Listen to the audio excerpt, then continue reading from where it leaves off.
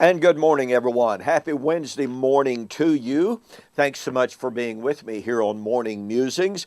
My name is Don K. Preston. I am the president of Preterist Research Institute of Ardmore, Oklahoma. We are drawing down in our study of the parables. By the way, if you want to make some suggestions for the next study, feel free to send me an email or send me a private message or something like that, and I'll certainly consider that. I've got a few things in mind that I've been thinking about that I would like to share with you here on YouTube as far as the next series. And hopefully it won't be 100 and some videos, but nonetheless, I like doing these kind of videos because it allows me to share an awful lot of material with you. And I appreciate your wonderful comments on that.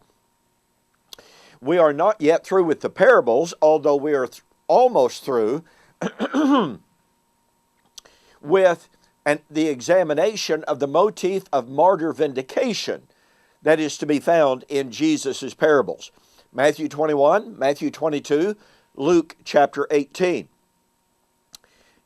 In these three parables, and by the way, there are indications of it in others, but in these three parables specifically, we find the motif of martyr vindication that is set forth very powerfully and very explicitly, that the martyrs would be vindicated at the coming of the Lord, Matthew 21, verse 40 and following.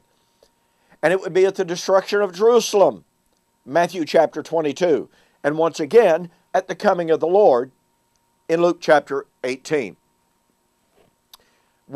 I've been sharing with you how our understanding, a proper understanding of the parables of Jesus, helps us to understand the book of Revelation, the identity of Babylon of Revelation, when the book of Revelation was written, and so much more.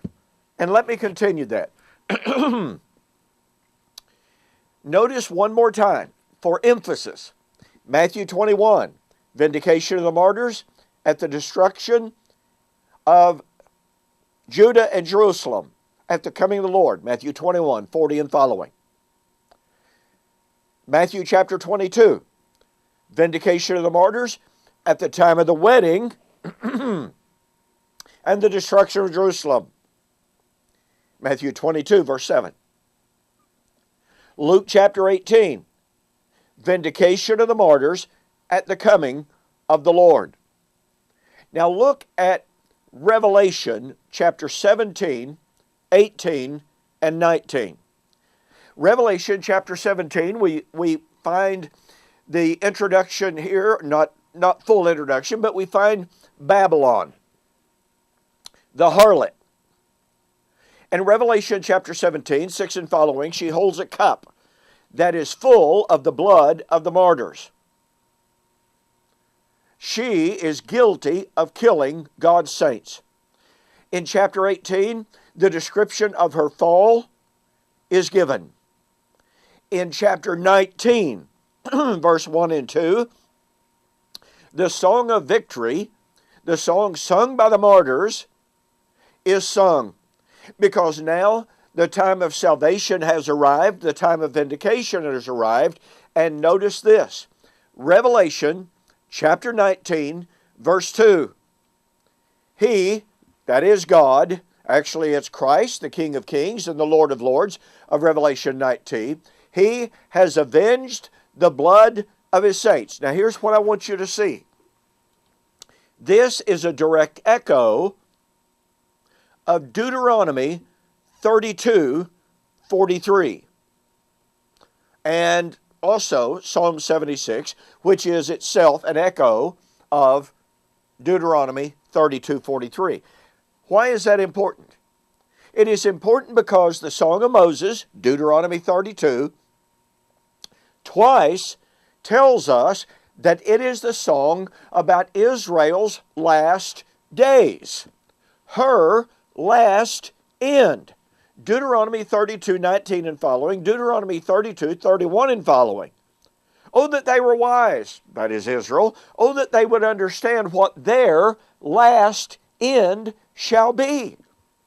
And by the way, in Deuteronomy 32:32, it says that in Israel's last days, she would be Sodom.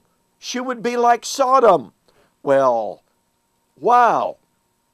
Guess what? Revelation chapter 11, verse 8, this great city that killed the saints, killed the prophets, killed Jesus, spiritually called Sodom. Now what this tells us, folks, is that Revelation, therefore, and the judgment of Babylon is about the fulfillment of Israel's last days prophecy. It's not about the end of time. It's not about the end of the Christian age. Just like Paul told us in Acts and Luke, his eschatology was nothing but the hope of Israel found in the law and the prophets. Just like Peter tells us, his hope, his eschatological hope of the day of the Lord was from the Old Testament prophets. Here is John in the book of Revelation anticipating the judgment of Babylon at the coming of the Lord for the vindication of the martyrs, and he echoes, cites directly Deuteronomy 32:43, which was to reiterate not a prediction about the end of time, not a prediction of the end of the Christian age. It was twice stated about Israel's last days. That proves that the book of Revelation was written before the fall of Jerusalem, which was the end of Israel's age, and it proves that Babylon was not some entity other than Israel, guilty of the blood of the saints. Babylon was Old Covenant Jerusalem. Now look, I discussed this and a whole lot more. This relationship between Revelation and the Old Testament in my book, Who is This Babylon? This is incredibly important. Go to my website, eschatology.org, BibleProphecy.com, order the book, make a note that you saw the offer on YouTube or Facebook, and I'll refund your shipping, save you $5. Thank you so very much for joining me for this morning's Morning Musings. Lord willing, we'll see you on the flip side.